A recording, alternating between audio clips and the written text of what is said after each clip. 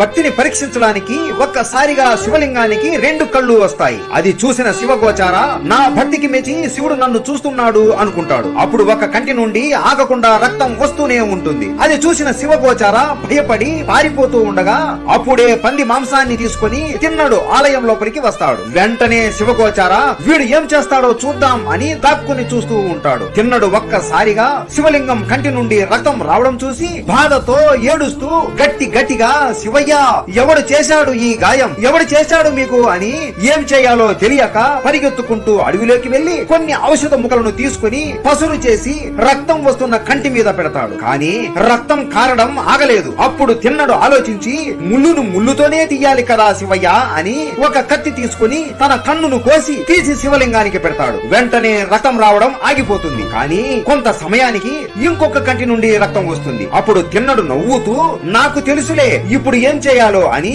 ఇంకొక కన్ను కోస్తూ ఉండగా ఈ కన్ను కూడా కోసేస్తే నాకు ఏమీ కనబడదు కదా, అప్పుడు నీకు కన్ను ఎక్కడ పెట్టాలో తెలియదు కదా అని లేచి తన కాలి బొటన వేలిని శివుడి కంటి మీద పెట్టి తన కన్ను కోసి శివలింగానికి పెడతాడు.